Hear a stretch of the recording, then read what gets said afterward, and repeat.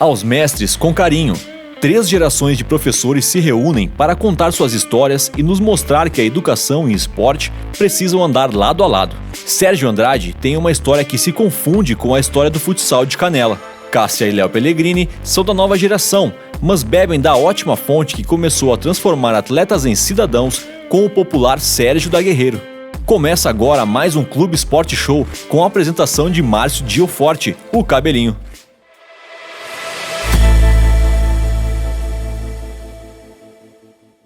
Salve, salve, turma do Clube Esporte Show, mais uma edição no ar.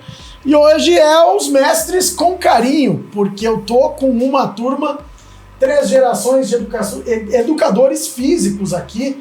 E é uma honra para mim conversar com eles, alguns meus amigos.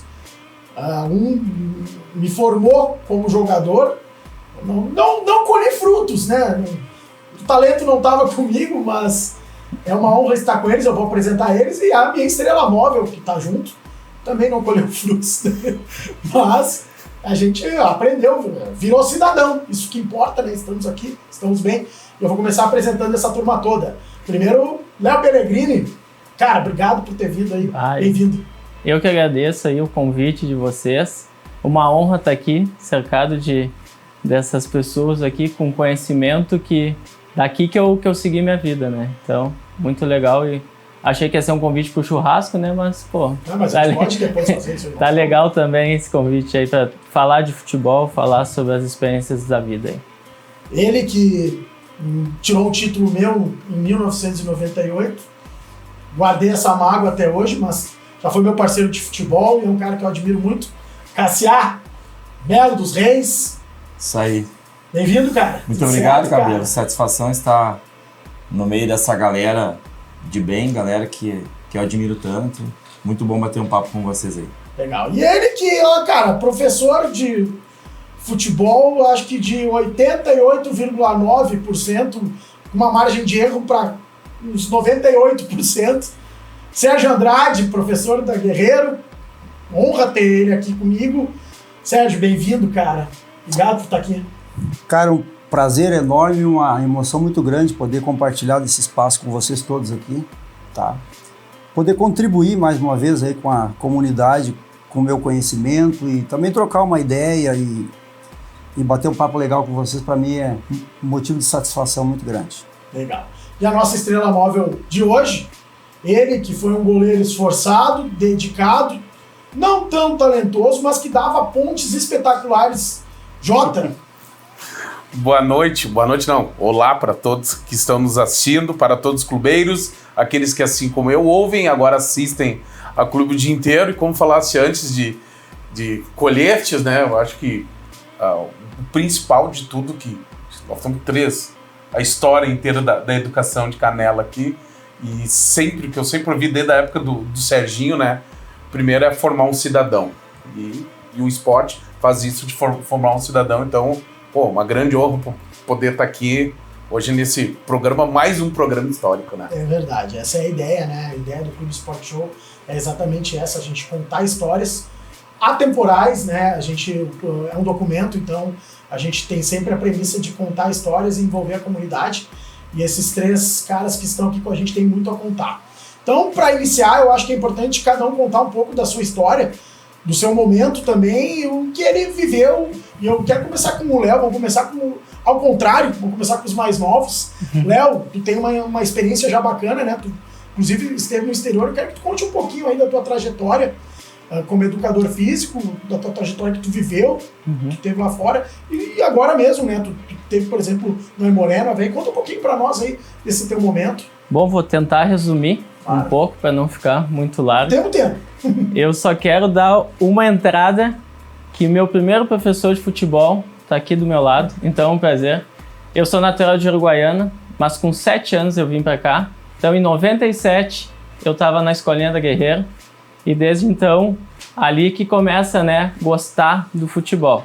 Então eu me formei na PUC, também tive aquela passagem por categorias de base, tive umas experiências de fazer digamos, peneiras naquela época, né, que a gente chamava, e de ficar morando no Olímpico, no Grêmio, de passar pelo Juventude.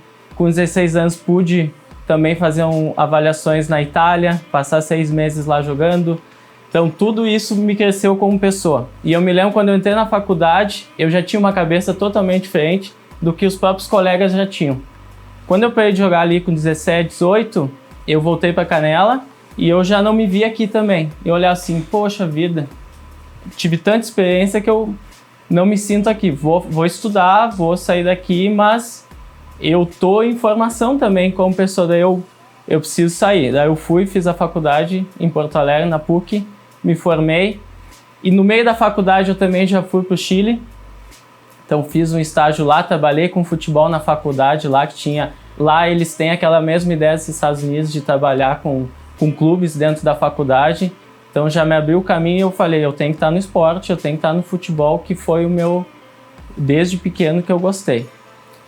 Mas voltando para cá, de formado, a gente é muito novo também e naquela época não tinha os clubes aqui na cidade que me propuseram eu fazer estágios, entrar no futebol que eu queria do alto rendimento. Eu sempre quis trabalhar com alto rendimento. Diferente dos professores que tinham a iniciação, as escolinhas, eu queria estar no alto rendimento. E desde então comecei a fazer cursos de educação física, ali na parte de preparação física, fisiologia, eu comecei, é isso que eu quero. Então, as mais recentes que eu tive a oportunidade de trabalhar 2 anos nos Estados Unidos, entre idas e vindas. Então, foi uma experiência muito boa, que eu trabalhei com Summer Camps lá. Então, a gente passava por 5 estados, trabalhando com futebol feminino, masculino, de 6 anos até 15 anos. Então, aquilo ali tu vê mesmo aqueles que nem tu vê em filme, assim, 10 campos de futebol, 1000 crianças jogando, então foi legal. Voltando, eu já falei, eu quero estar no alto rendimento. Daí eu comecei a buscar estágios e oportunidades. Daí me apareceu o Avaí para fazer um estágio lá, depois eu consegui uma oportunidade no Aimoré, que eu trabalhei em várias categorias lá e consegui fazer parte da comissão do profissional. E então ali tu já, muda a chave, né? Tipo, e tá dentro de um clube profissional, pode ser da 4ª divisão como é a Aimoré, mas joga o gauchão. Então é outro nível, assim, tu começa a entender o lado de jogador, entender o lado de comissão, como que eles respiram futebol, os bastidores daquilo ali, véspera de jogo. Então, a minha experiência, ela tem altos e baixos de diferentes áreas, que eu trabalhei em colégio também, trabalhei com academias, trabalhei como personal trainer, mas hoje eu já me vejo estar no meio do futebol do alto rendimento. Muito bacana. Depois a gente vai se aprofundar um pouco nessas coisas. É bastante coisa, assim, o cara se perde. Cassia, conta um pouco da tua história para nós. Bom, a minha história, ela sempre esteve ligada ao esporte. A minha formação humana, ela sempre esteve vinculada ao esporte. Por questões familiares lá, de separação de pais, enfim, sempre eu me vejo, retorno o tempo e eu sempre me vejo com uma bola nos pés, uma bola na mão. E isso se tornou a minha profissão, né? Formado no Unicinos, tenho especialização em futsal e futebol e em pedagogia do esporte, fiz uma nova especialização agora. E comecei meu primeiro trabalho, diferente do Léo, que teve uma base, e vocês que tiveram uma base em escolinhas, com o Sérgio, mesmo sendo da mesma geração, eu não tive esse privilégio. Tínhamos um campinho lá na minha casa, lá no Esperança, e a liderança o dono do campinho, o dono da bola, era eu. Então eu sempre mobilizava na casa de um, na casa do outro, e vamos jogar, e vem pra cá. Agora não posso, tem que lavar a louça, eu te ajudo a lavar a louça, e depois nós vamos jogar uma bola. E aquele vínculo do meu bairro fez parte da minha infância e da minha adolescência. Então não tive formação em escolinha, mas esse desejo de mobilizar, de fazer parte, de estar junto, isso sempre esteve presente em mim. E é claro, vi na educação física algo para que eu pudesse transpor ao meu desejo máximo, que era mobilizar pessoas, que era praticar, né? No vínculo da criança é o prazer em jogar bola. E depois, com a maturidade, o prazer em fazer a diferença na vida do outro. Isso é o que me encanta até hoje, né? Meu propósito de vida, meu propósito com a minha escola. A Educa Esportes, dentro da área educacional, que foge do propósito do Léo, que é rendimento, né? A minha é formar, como o Sérgio, formar um cidadão, mas em cima de um âmbito muito maior do que hoje, né, o sistema humano no qual nós estamos inseridos, ele analisa. Então, uma ótica um pouquinho diferente, algo que eu venho trabalhando em todo o contexto hoje que a Educa pode alcançar, pais, alunos, professores, mas a minha primeira experiência profissional, quem abriu nas portas assim na área do futebol foi o Sérgio. Então eu sempre falo, tenho uma honra em falar isso, porque eu aprendi muito com o Sérgio, muito. Ele foi meu professor, meu parceiro e até hoje é amigo, porque a gente troca muita ideia. Ô, Cassia, vem aqui, vou lá. Então a gente tem uma abertura muito grande, se estabeleceu uma relação ética, assim, acima de tudo, muito, muito grande entre nós. E a parte que ainda é um desafio grande para nós nessa trajetória esportiva, eu vejo que é mudar a mentalidade da nossa estrutura social. É um grande desafio. Hoje nós estamos carentes de estrutura social para trabalhar. Então é em busca disso também que a Educa Esportes ela quer mexer com a sociedade, quer transformar não só a criança, mas o contexto no qual nós estamos inseridos. Então, isso é uma coisa que depois eu quero me aprofundar um pouco, porque eu acredito muito no esporte como uma ferramenta social, né? E a gente sabe que isso transforma, mas precisamos muito de que o sistema ajude vocês, né? Enfim, a gente vai chegar lá. Sérgio, tua vez, né? A gente sabe de todo o teu histórico, todo o teu contexto, mas eu quero que tu fale um pouco da tua história, conte um pouco para nós, mesmo que tu seja o mais conhecido de todos, né? Principalmente por nós 4. Cada um tem uma história para contar do Sérgio, tem várias para contar aqui, né?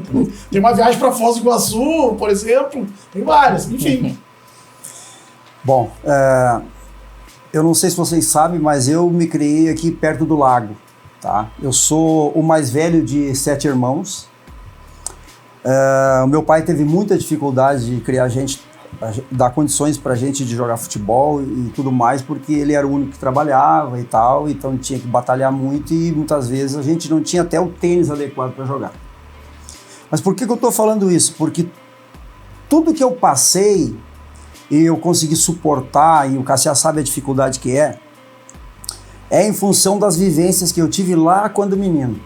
O meu pai já era o cara que pegava a bola, ia ali pro campo do antigo Tricolor, que era na beira do lago, e botava a molecada ali para jogar. Tá? E eu tava vendo aquilo tudo. E eu fui tomando gosto pelo aquilo, porque meu pai fazia aquilo ali em hora de folga, né? Então eu juntava aquela molecada dos vizinhos todos ali, de outros bairros, e ali o pai conseguia uma camiseta, conseguia algumas coisas, para alguns materiais esportivos, e botava a gente para jogar. Né? E eu, como filho do treinador, muitas vezes eu ficava acanhado, não conseguia desenvolver. Mas ali eu fui vendo como meu pai trabalhava e o gosto que ele tinha por aquilo. E aí, na época, já se desenvolvia aqueles jogos da JEP, tá? Onde mexia com toda a cidade. E eu vim aqui na quadra da Danton assistir. E também na quadra de asfalto do Barista. Lembro que tinha uma quadra, tem até hoje uma quadra lá, né? Ali eu via aqueles profissionais vestidos de agasalho trabalhar e eu dizia assim, e eu ficava ali, não piscava olhando aqueles caras trabalhavam. Os gestos que eles faziam, a fala com os jogadores, eu digo, eu quero ser isso aí, cara. Isso pra mim, aquilo é como o samba na minha vida, né? Começou a tocar um tamborim lá, aquilo lá mexe comigo. E futebol era a mesma coisa, o trabalho daqueles profissionais ali mexia comigo. E aí eu quero ser isso aí, eu quero ser isso aí. E muito de mim hoje vem dos caras que eu vi trabalhar, né? Então assistindo aquelas pessoas, do jeito que eles se conduziam para os atletas, até a forma de impor a disciplina, tá em mim isso. Então eu até hoje eu não aceito ir por uma quadra com um apitinho, ficar lá na beira de uma quadra só dando instrução. Eu preciso participar, eu preciso mexer com com o emocional do meu aluno, eu preciso mostrar para os pais que eu valorizo o investimento deles. E assim eu fui me formando, e aí fui trabalhar no SESI uma época, né? Ali eu adquiri muito conhecimento na questão da organização esportiva. Foi através dali que eu entrei na Faculdade de Educação Física. Eu senti a necessidade de evoluir, né, como profissional. Fiz cursos de arbitragem, fiz inúmeros cursos de futsal, né, fiz cursos longos assim até de futsal, e fui adquirindo conhecimento, tá? E aí eu fui, dentro da minha escola, eu fui querendo mais, porque quando eu comecei eu não imaginava que eu ia ir tão longe. Eu queria fazer uma coisa, porque eu era bancário. Eu fui bancário, eu trabalhei em loja, eu fui servente pedreiro, eu fiz de tudo. E aí eu queria fazer uma coisa que eu amasse fazer. E aí foi em 1983, num dia de chuva, eu digo, depois de pensar muita coisa, eu digo, eu vou ensinar o que eu mais sei, que é jogar futebol. E aí eu percorri a cidade, conversei com pessoas, muitos me motivaram, mas muitos também me desmotivaram.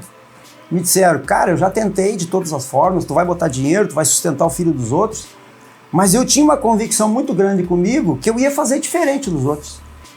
Não, eu pensava assim, quando a pessoa me dizia coisas para me desmotivar, eu dizia assim, eu pensava comigo assim, não, mas tu não fez como eu vou fazer. E assim eu comecei.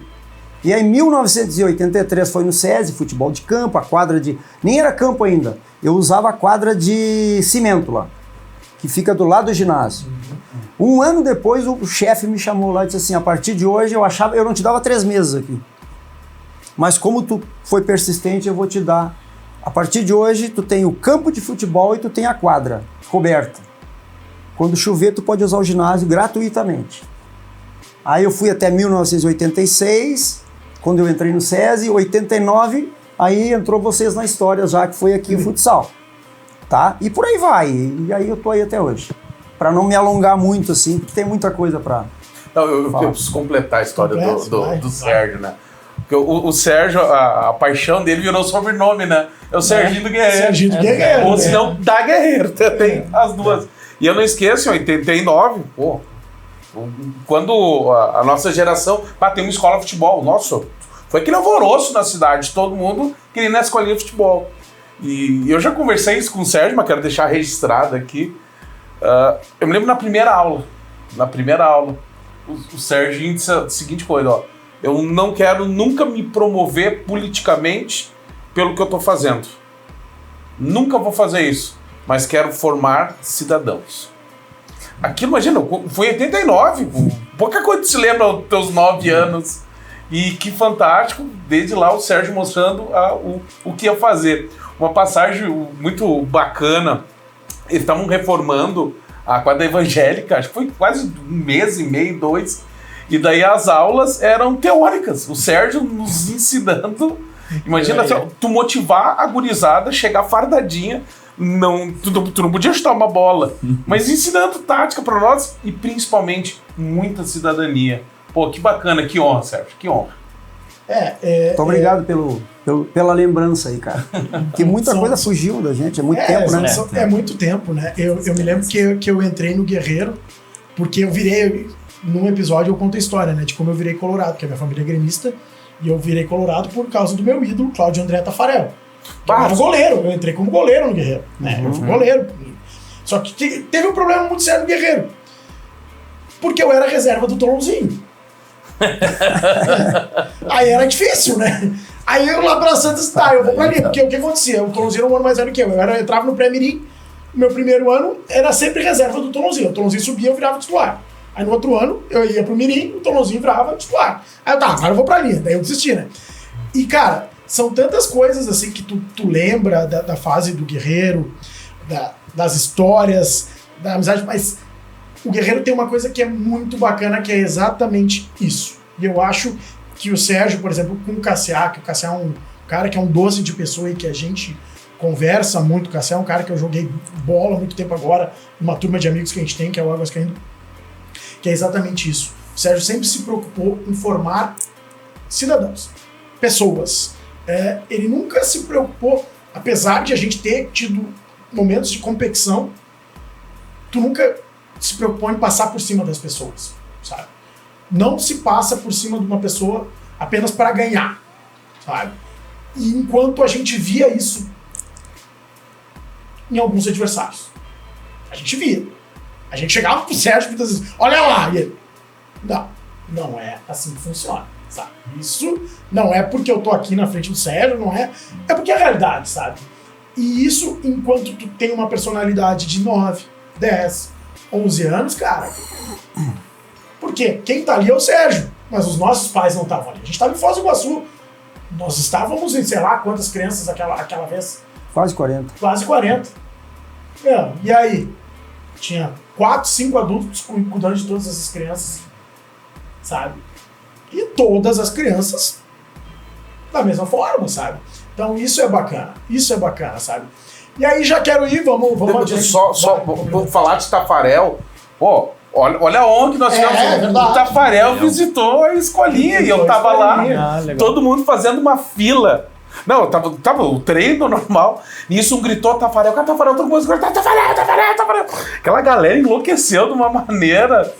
Todo mundo fazendo fila. Conta aí o episódio. Se me permite colaborar, o Inter estava em uma pré-temporada e eu trabalhava no SESI. Na época. Eu tinha escolinha aqui, mas eu trabalhava lá. E aí eu conversando com o pessoal lá e eu fui num cara influente lá e perguntei, vem cá, tu não consegue aí? O Tafarel dar uma fugidinha lá no centro para fazer uma visita para a escolinha. E aí combinamos tudo, esse cara foi lá no Laje Pedra pegar ele, antes de ir pro SESI. Ele passou ali, foi numa manhã, né? Foi numa manhã. Passou ali, visitou, deu autógrafo, chutou, foi no gol pra gurizada chutar no gol. E foi muito bacana porque a gurizada foi a loucura, né? Bom, todo mundo tem assinatura, daí... Eu tenho fotos registradas disso aí lá. Sim. Assinatura. E eu quero contar do Tafarel que uma coisa de criança que eu não podia contar, mas hoje eu posso contar. O Gilmar Gross, meu tio, sempre, quantos anos foi cônsul do Inter de Canela. E estava no Marista, aí o filho do Gilmar, o Léo, meu primo. Adivinha quem foi buscar nós na escola, numa Marajó, junto com o Gilmar? O Tafarel. Cara, no que nós olhamos, a gente foi gritar assim, não falem. Era o Tafarel no carro, a gente começou a tremer. O Tafarel buscou nós na escola e a gente não podia ir. No outro dia, eu fui contar, ninguém acreditou. Sempre hoje tem o celularzinho pra fazer Ninguém acreditou. E o Tafarel também, daquelas assinaturas lá, que eu descobri o esmalte incolor, pra que serve? Pra assinatura do Tafarel não sair da camiseta, todo mundo passou esmalte incolor. Não, são histórias, né? Cara, mas vamos falar um pouquinho sobre... Léo, eu quero te envolver um pouco no papo, porque eu quero te fazer uma pergunta que tu falou que tu foi pro exterior, e aí é uma pergunta que eu preciso te fazer. A gente tem uma estrutura muito defasada aqui comparado com lá. Me conta um pouco como é quando tu vai pro exterior, o impacto que tu tem quando tu volta, por exemplo. Porque tu tá lá, dando aula, que a gente falou 10 campos e tudo mais. A estrutura é para uma criançada que tá lá. E quando tu chega aqui de volta, tu já conhecia aqui, obviamente. Como é que é quando tu chega para dar uma aula lá para uma criançada? Eu sei que o futebol feminino lá é tão ou mais desenvolvido quanto o masculino, muitas vezes, né? No mínimo é igual. Conta para nós um pouco como que é essa experiência. Bom, a gente tem que ter um pouco de entender o ambiente que a gente está. A gente não pode, depois que eu vi aquilo lá, eu vou querer aplicar aqui também. Tem tudo uma realidade de país, de cultura. Então, o futebol lá não é o primeiro esporte, mas tem campos, né? E tipo parques, e todo parque vai ter um campo. E não necessariamente a gente treinava em campo de futebol, a gente treinava num campo. E só que tem muitos, em grama sintética, aberto ao público, em parques abertos ao público. Então é tudo aberto ao público. Então tem muitas possibilidades das pessoas praticarem esportes. E não é só para jogar algum esporte, é para praticar esporte. Então toda cidadezinha lá que eu ia de 10 mil habitantes, 15 mil habitantes, 100 mil habitantes, tinha os parques. E sempre que a gente fazia as atividades lá, hoje a atividade vai ser no parque tal. A gente chegava, só botava no GPS, chegava lá, se encantava, né? Porque é bonito, com banheiro público, com sempre perto de polícia, assim. Nada quebrado. Então, é diferente. Aí tinha os campos de beisebol, as quadras de basquete. E é tudo aquele material que é para durar também. Então, às vezes não tinha rede nas goleiras, mas tinha os ferros. Tinha as cestas de basquete, tinham a telinha, né? Tipo, os ferrinhos, assim, imitando a rede. Então, é diferente. Claro. Qual é o esporte? O futebol não é o principal? O Na Itália, principal... qual que é? Não, nos Estados Unidos. Foi nos Estados Unidos. Nos Estados tá, Unidos, quando eu confundi fui com para Itália, trabalhar. Daí, o que eu... Chegando aqui, digamos, a gente às vezes como personal trainer, a gente quer fazer uma atividade na rua, hoje vamos fazer lá no parque e tal. Aí tu chega, tu encontra às vezes o campo fechado, um parque daí sem estrutura e tipo, até para caminhar, para correr, pra fazer uma atividade. Então isso que eu olhava assim, a diferença disso, né? Tipo, é uma realidade. A gente pode mudar? Claro que pode. Tem que apresentar melhorias. O que beneficia? Só que do mesmo lado tem que vir esse lado da população também, entender. Não, a gente pode entrar mais longo no assunto, mas a minha realidade foi tipo de espanto, tipo, tudo é grande.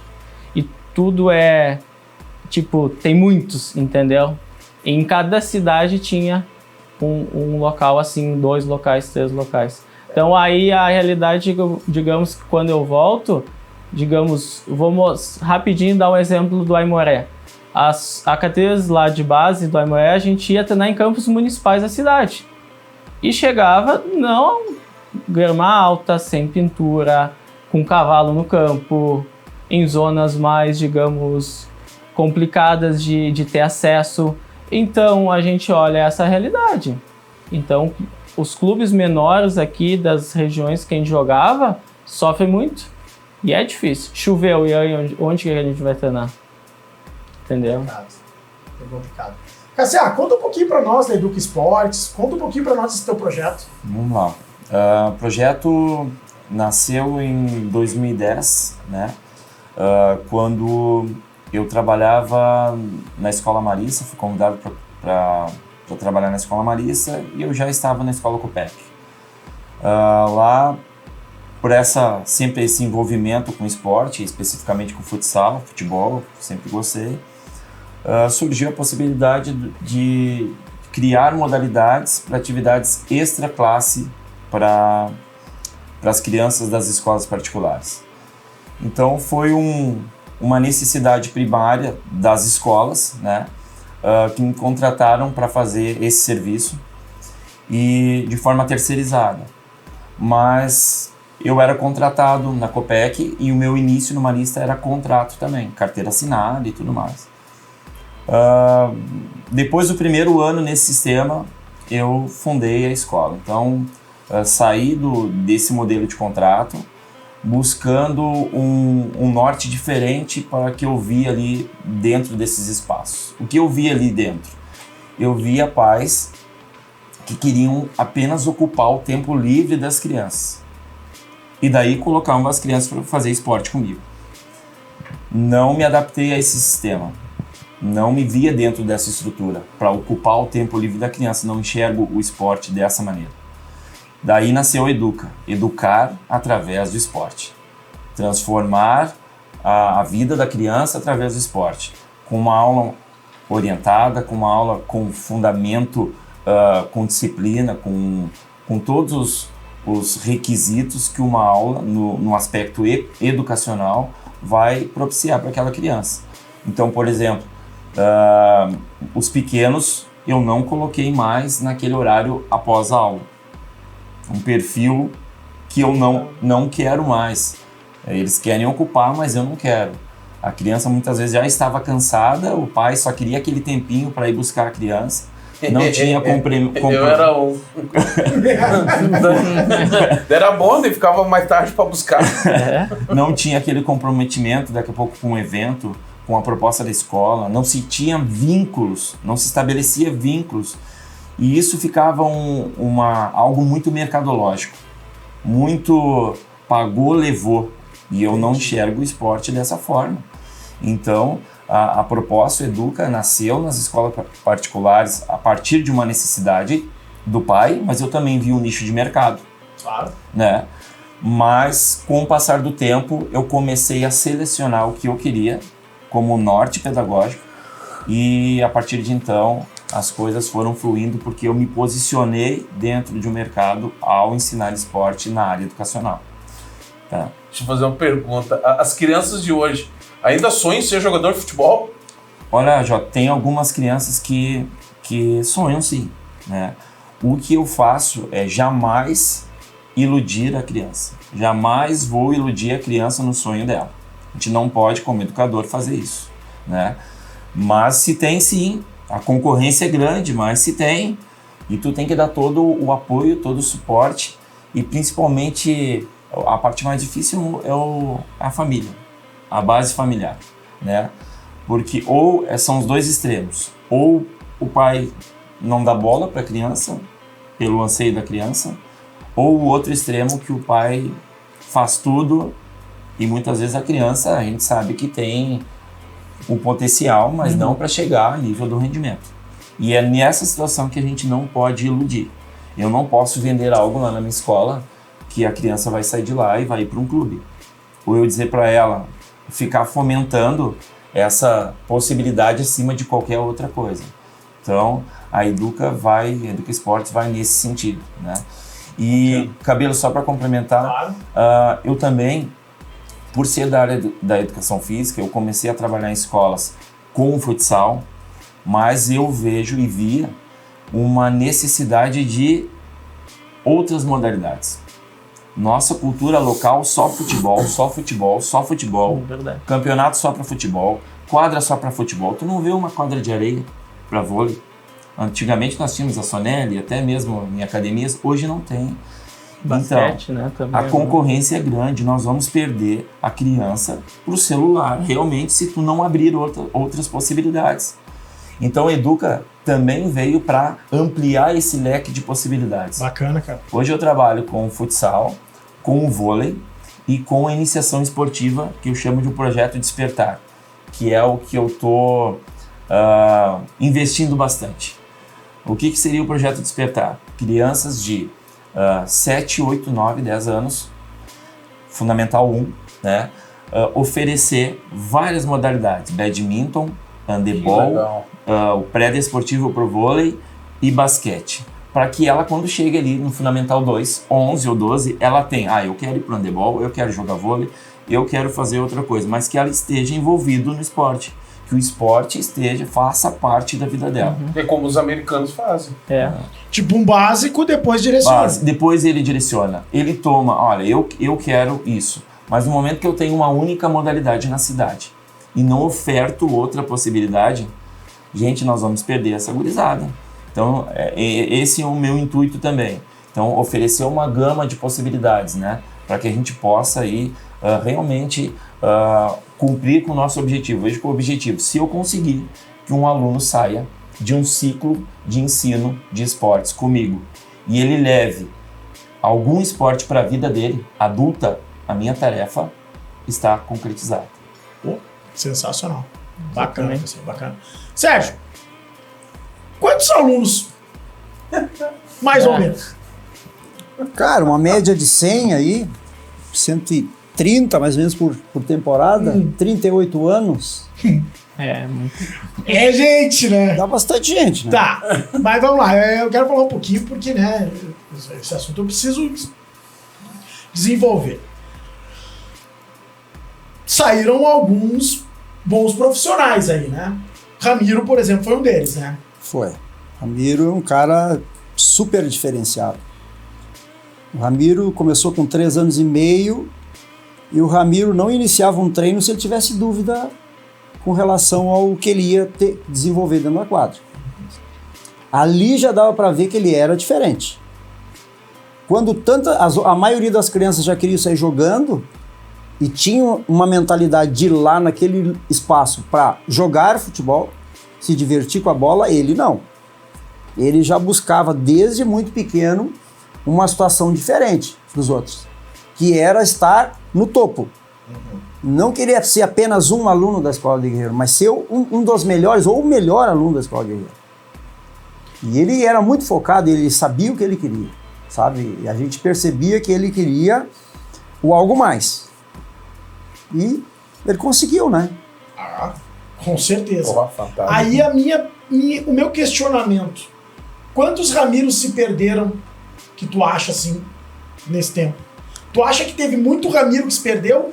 Ou tu teve caras que se perderam por não serem Ramiros? Muito Ramiro que se perdeu, por quê? Porque tá aí o Léo agora que trabalha, o Cassiá. Tem que ser um projeto familiar. Não tinha base. Muitos não têm base. O que acontece? O menino quer, ele muitas vezes quer pagar o preço, mas a família que tem que dar a estrutura para ele não dá. Então, um horário que ele teria que treinar, um horário a mais que ele teria que treinar, a família não leva o cara porque a família precisa ir para a praia, a família precisa ir no shopping em Porto Alegre, ou a família tem uma festa social para participar, e aí eles arrastam a criança junto. E aí, se tu começa a dar muita opção, Perde foco. o cara perde o foco e aí para ele já é fácil deixar o treinamento de lado, deixar a aula de lado, para ir lá no aniversário, para ir na casa de um amigo brincar, hoje em dia jogar videogame, mexer no celular, entendeu? Mas assim, aproveitando o gancho do Cassiá, eu queria dizer o que eu penso hoje sobre, porque do tempo de vocês para cá mudou muito. Eu também ia chegar nessa pergunta. Já então vai, eu espero. Não, mas continua, desenvolve. O perfil dos nossos alunos hoje, das pessoas, dos pais que nos procuram e dos alunos é muito diferente. Muito.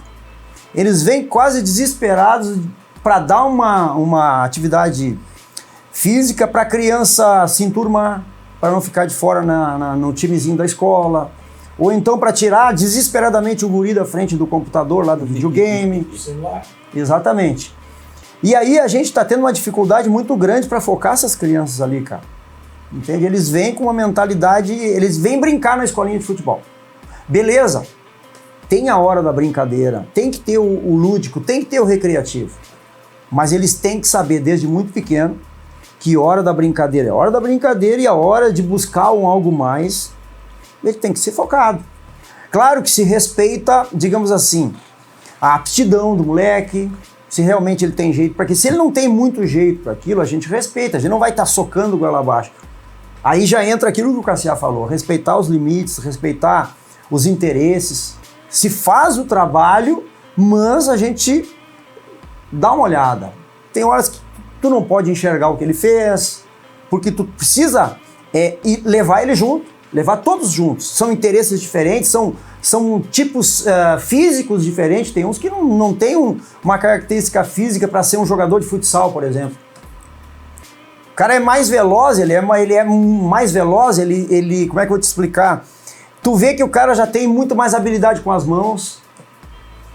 E aí o que eu faço hoje? Eu levo a pedagogia da rua para dentro da escola, guerreiro. Hoje eu trabalho com corda, trabalho com materiais diversos, porque eu estou pensando no ser humano lá adiante, eu não estou pensando no hoje, eu não estou preocupado. Eu passei da fase, a Guerreiro passou da fase sabe, que a gente já teve essa fase de competir muito e focar na competição. Hoje não. Hoje o meu foco principal é ajudar aquele ser humano que chega para mim a se desenvolver como ser humano, como cidadão, mas também dá para ele desenvolver todas as potencialidades, as habilidades dele para que ele possa praticar um esporte ou outro. Para ele não, porque o pai não chega lá com um atestado dizendo assim, meu filho vai ser jogador de futebol. Entendeu? O pai muitas vezes é leigo no assunto e ele nem percebe isso. Deixa eu até te perguntar. Essa pergunta eu vejo hoje quanto tempo tu tem que ficar hoje, além do aluno, tem os pais hoje. Conta a história, como é que tá isso aí. E depois eu vou te fazer outra pergunta. Primeiro eu respondo o João. Eu percebo uma super proteção. Eu não estou criticando aqui ninguém, quem sou eu para criticar alguém, né? Mas eu percebo hoje uma preocupação muito em proteger. Tá? Agora mesmo eu estou saindo de lá e eu conversando com um pai, e a esposa é psicóloga, ele foi formado em educação física, então ele tem aquela coisa de dar experiência, olhar e deixar a criança administrar, para ela ser um ser humano seguro de si. Já o psicólogo, não estou aqui generalizando, muitos deles pensam que tu tem que respeitar a vontade. Simplesmente respeitar, não quer, não vai. Só que esse não quer, não vai, até que ponto é bom? Até que ponto uma criança, eu estou falando da minha opinião, até que ponto uma criança tem condições de dizer o que é melhor para ela? De repente, melhor para ela ficar no celular, Mas qual é o papel do educador, do pai? Dizer, não, isso aqui não é hora para ti, ó, tem hora para fazer isso. Por quê? Porque o corpo humano ele precisa ser cuidado. A mente humana precisa ser cuidada. Se tu não estabelecer limites, o cara vai achar que o legal é aquilo ali. Entende? E aí, mais adiante, na vida adulta, ele vai ter sérios problemas de saúde. Porque tu tem que fortalecer na criança hoje o que é saudável. O esporte ajuda ela a dizer não para droga, ajuda ela a dizer não pro celular acima do tempo do celular acima do limite, porque ela tá forte naquilo, ela tá convicta de que vida saudável é o esporte. E esse é o nosso papel, mostrar para a criança esse caminho. Hoje eu me satisfaço muito, eu tenho o prazer de mostrar isso, porque eu vou estar vivo não por uma necessidade minha, mas eu sei que aquilo que eu estou passando, de uma certa forma, vai me manter vivo dentro daquelas crianças. E eles vão poder me dizer o que vocês me disseram hoje. Foi importante isso, foi importante... Isso é que é bacana na vida de um professor, de um orientador. Deixa eu fazer um link Cabelinho, para complementar. Hoje, escutando os dois professores aqui, eu fico pensando assim, como eu gostaria de receber mais atletas com 16, 17 anos com esse passado, assim, que tivesse esses processos, essas experiências, que eu pudesse focar no que eu quero, no físico, na potência, na força, na velocidade, na noção de jogo, e não ter que ficar ainda, digamos, voltando no tempo e pegar aquele menino de 17 anos que não teve esse laço assim, não teve essa aprendizagem, esse desenvolvimento, e é o que mais tem hoje. E tá difícil de achar meninos que escutem o professor, que entendam sobre competitividade, sobre trabalho duro, sobre, que nem a gente estava conversando, de dormir cedo, acordar, porque o outro dia tem jogo. Falar para o menino de 18 anos, fica em casa, amanhã, sábado de manhã tem jogo. São processos. E isso que eu só queria pontuar, isso aí que os professores falando, é o que eu gostaria de ter mais meninos assim, com essa experiência assim. São momentos diferentes, são épocas diferentes, né? Eu queria fazer uma pergunta pro Sérgio, porque quando a gente, por exemplo, na minha época, eu chegava no Guerreiro, a primeira coisa que eu queria saber quando é que a gente ia enfrentar o Cadron, por exemplo. Eram as escolinhas que tinham as rivalidades. Tinha uma de São Leopoldo, que agora não lembro o nome, mas tinham isso. Existe ainda isso? Tem esses intercâmbios entre escolinhas? Sim, muito. Tem? Só que o que eu vejo hoje? Muitos profissionais se deixam levar pela pressão dos pais, tá? E acabam muitas vezes, tu marca um jogo de um nível 3, eles botam lá o nível 1 deles. Só pra ganhar. Pra ganhar.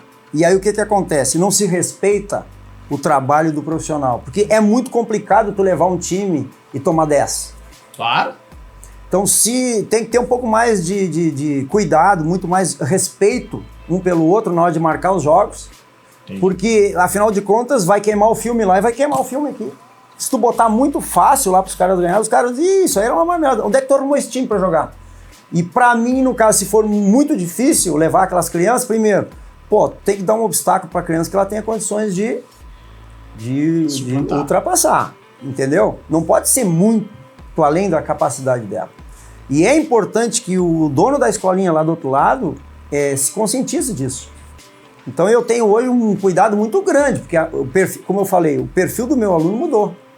Hoje, para marcar um jogo, eu faço um questionário. E aí, qual é o nível técnico do teu time? Quanto tempo tu tem de escolinha? Quais são as competições que tu joga? Tu tem um time iniciante ou não tem? E aí eu dou meio que não é uma pressionada, mas eu condiciono o cara a fazer aquilo, porque senão a gente chega lá e vai levar umas criancinhas aqui que não conhecem bola. O cara já sabe o problema que é isso, né? Hoje, assim, em relação a isso, o sistema humano que está por trás da competição, ele é doente.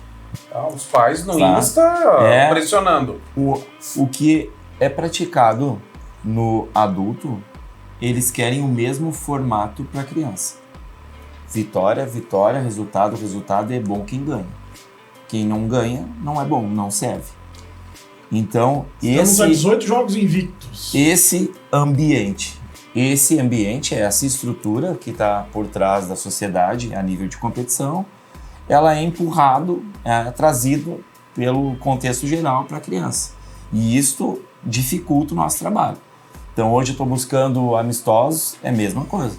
Primeiro, escolinha com o mesmo perfil que o meu, tá? Daí eu vou lá, analiso, mesmo questionário do Sérgio, para que a gente possa alinhar e principalmente dar oportunidade a todos a vivenciar aquela competição ou aquele momento. Tanto da tua escolinha quanto do adversário. Todos, eles precisam, a criança precisa ter oportunidade iguais e não privilegiar somente aquele que joga um pouco mais, aquele, sabe, que o pai acha que ele é o boleiro que, enfim, que vai fazer carreira profissional. Então hoje... E como é que ele dá eu falo por mim, a minha geração toda de pais. Eu digo que nós somos a pior geração de pais, somos nós. Só para explicar para nossa audiência. Porque a pior geração de pais, cara, eu não deixava o meu filho atravessar a rua. Eu super protegia. Além disso aí que nós falamos antes, como é que é hoje enfrentar essa geração de pais mimimis querendo botar um monte de regra no negócio de vocês? Eu vou dizer que não é nada fácil, mas vou falar essa palavra de novo, posicionamento. No momento em que tu se posiciona, né, a tua leitura do esporte, o que tu vai levar para aquela criança e tu tem convicção do que tu está fazendo, é o melhor caminho. Então, tu vai buscar aquilo. Eu já, na primeiro contato com o pai, eu já coloco a proposta da escola. O que eu penso sobre esporte e o que eu quero para a criança. Eu coloco na cabeça do pai que eu tenho um projeto para aquela criança. Se ele não quer o meu projeto, ele fica à vontade em buscar outro. Mas o meu posicionamento é aquele. Então, no momento em que tu flexibiliza, tu cede, é o princípio para que você não consiga dar conta de tantas tarefas que você vai ter posteriormente. Alguns, se vocês me permitem, alguns, não por maldade, mas eles vêm testar a gente para ver até que ponto a gente tem convicção do que a gente faz. E eles sentindo que tu tem a convicção, que tu sabe o que tu está fazendo, Baixa a bola.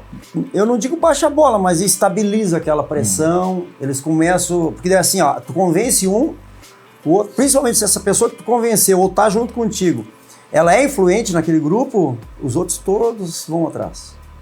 Porque entendem que aquilo ali é o melhor. E aí se acalma, e aí tu consegue trabalhar. Mas é bem isso que o KCA disse mesmo. A gente toda hora é testado para ver se tu é convicto daquilo que tu sabe fazer. Se tu tem aquele conhecimento real do que tu tá fazendo. Entende?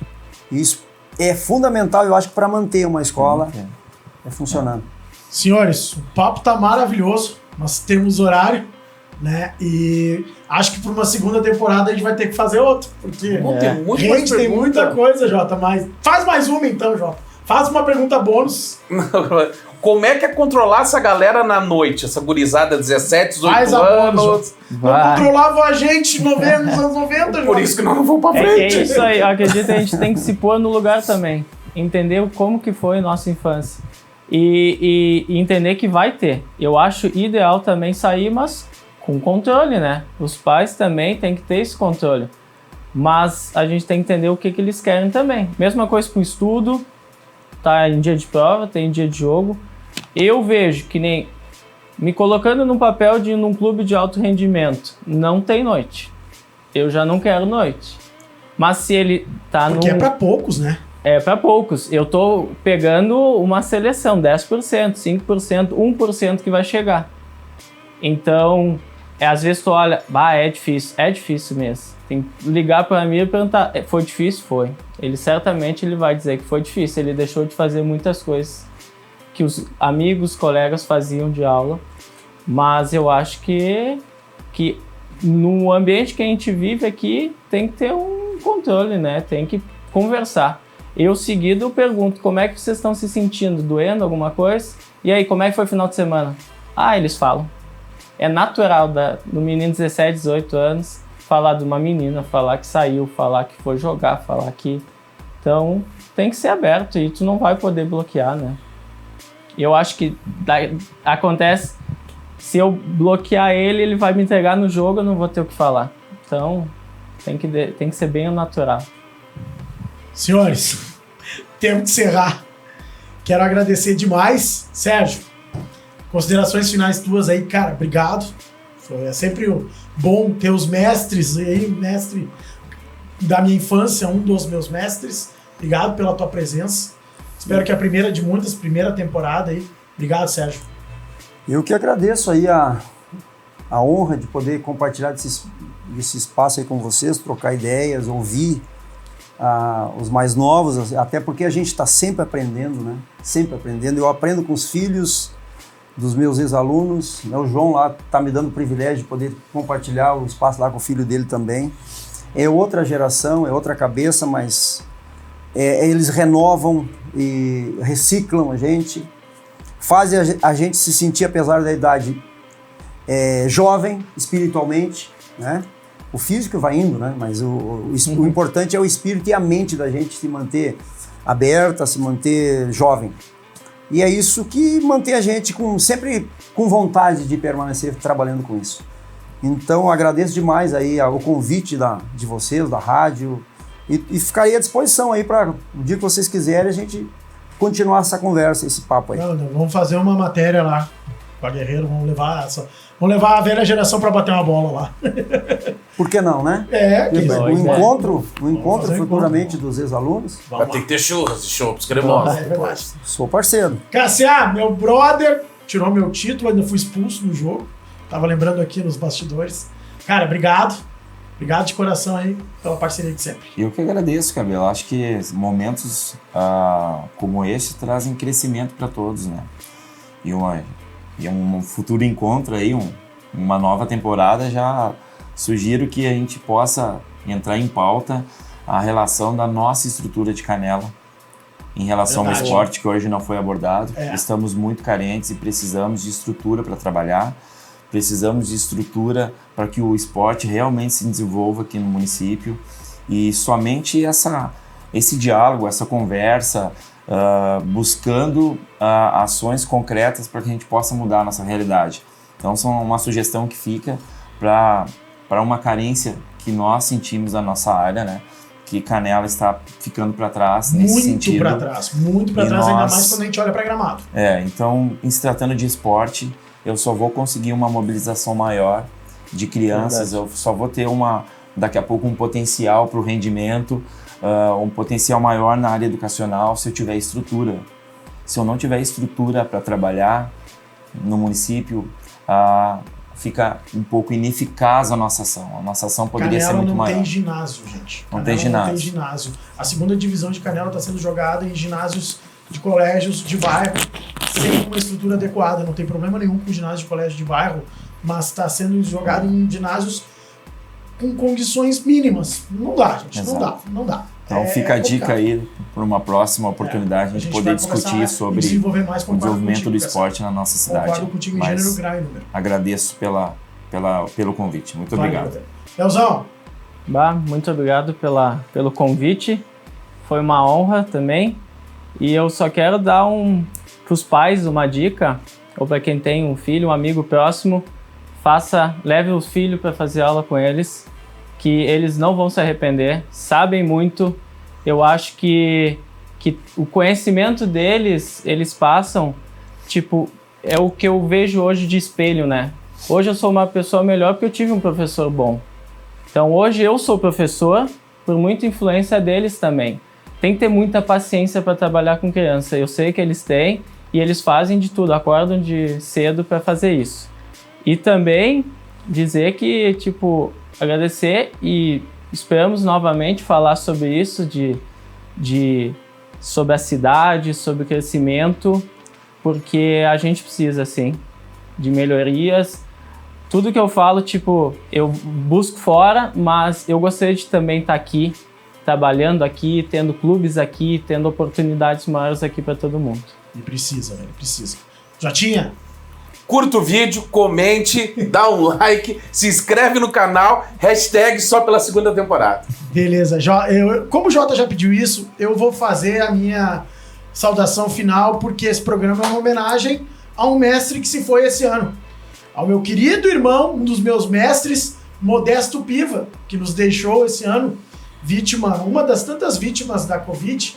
Meu querido irmão Modesto Piva, que me xingava muito, porque, né, eu nunca fui uma criança fácil, mas que era um homem de ótimo coração. Irmão, onde quer que o senhor esteja no céu aí, porque é um homem abençoado. Esse programa é em tua homenagem e a todos os mestres que nos deixaram e que estão aí ensinando tanta criança aí desse mundo. Valeu, gente! Como o Jota falou, curta, compartilha, comente. O Clube Esporte Show volta numa próxima.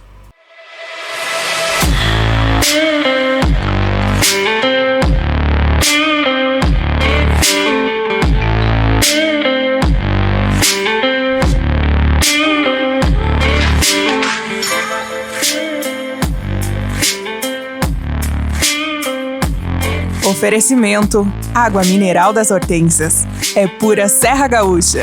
Direno Soluções em Contabilidade. Confiança e credibilidade junto aos clientes. Hoff Construtora. Concretizando histórias, entregando sonhos. Matriscar. O melhor negócio no seu futuro veículo. Outlet das Tintas. A sua Coral na região. Coral, tudo de cor pra você.